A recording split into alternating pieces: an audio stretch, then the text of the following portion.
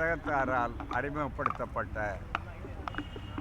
தென்னிந்திய நல உரிமைச் சங்கம் என்ற திராவிடர் இயக்கத்தை முதலாக உருவாவதற்கு தலைமையேற்ற அவர்கள் தர்பிட்டி தியாகராயர் அவர்களுடைய வரலாற்று பெருமை மிகுந்த ஒரு வாழ்வை அமைத்த அவருடைய பிறந்த நாள் என்று.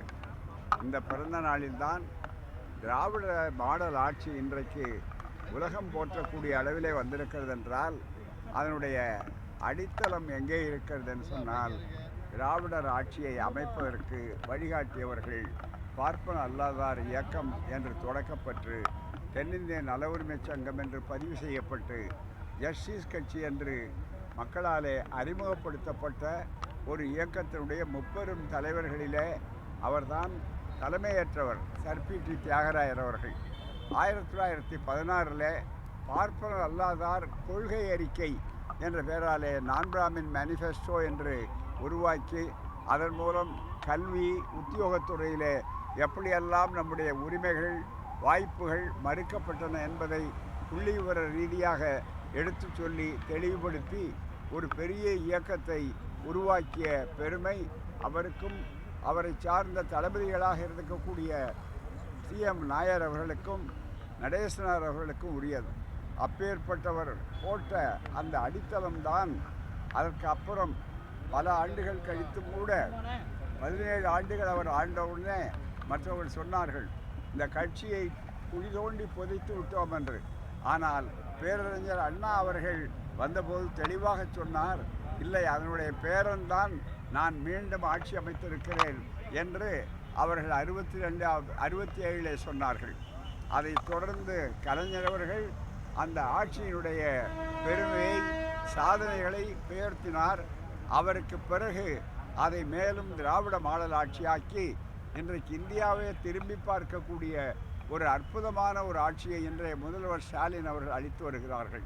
எனவே ஒரு நீண்ட பாரம்பரியத்திற்கு அடித்தளமாக காரணமாக இருந்து அடிக்கட்டுமானத்தை உருவாக்கிய அந்த மாபெரும் தலைவருடைய பிறந்த நாளிலே மீண்டும் தமிழ் மண்ணிலே திராவிட மண்ணிலே பெரியார் அவர்கள் தந்தை பெரியார் அவர்கள் அதனை ஒருங்கிணைத்து ஜஸ்டிஸ் கட்சியும் சுயமரியாதை இயக்கமும் திராவிடர் கழகமாகி திராவிடர் கழகம் பிறகு இரட்டை குழல் துப்பாக்கியாக திராவிடர் கழகம் திராவிட முன்னேற்ற கழகம் என்று வளர்ந்த ஒரு அரசியல் சரித்திரத்தின் துவக்கத்துக்கு உரியவர்தான் இன்றைக்கு சிலையாக மட்டுமல்ல நமக்கு வழிகாட்டக்கூடிய சீலமாகவும் இருக்கக்கூடிய தர்பிட்டி தியாகராயர் அவர்கள்.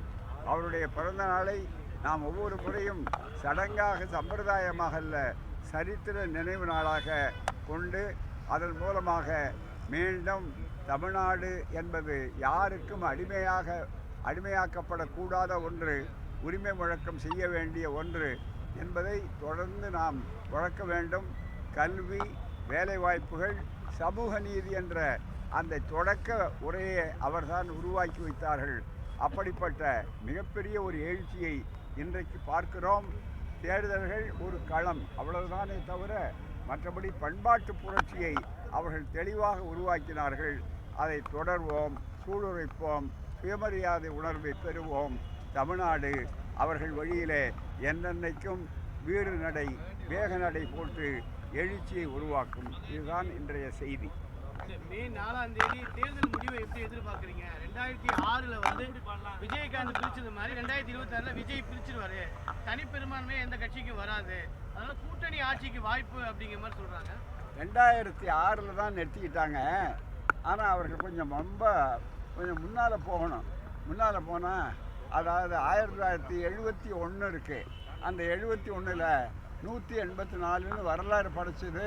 ஐயோ போயிட்டார் திமுக ஆட்சி வராது அப்படின்னு ஆர்வலம் கணிந்தவர்களெல்லாம் அடையாளம் தெரியாமல் ஓடிவிட்டார்கள். துண்டை காணோம் துணியை காணோம்னு சொல்லி. அப்படிப்பட்ட நிலை 4ஆம் தேதிக்கு பிறகு வரும். இதே இடத்தில் வருவார்கள். தியாகராயருக்கு திராவிட ஆட்சி மாலையிடும். அதுதான் அந்த மாலை தான் மீண்டும் ஸ்டாலின் கோட்டை என்பதுதான் அந்த மாலை. அதுதான் சிறப்பானது. அது இந்த ஆண்டில் விரைவே காணுவீர்கள். கோட்டை சென்னை கோட்டை திமுக கூட்டணிக்கு, மணக்கோட்டை மற்ற அணிகளுக்கு. அவ்வளவுதான்.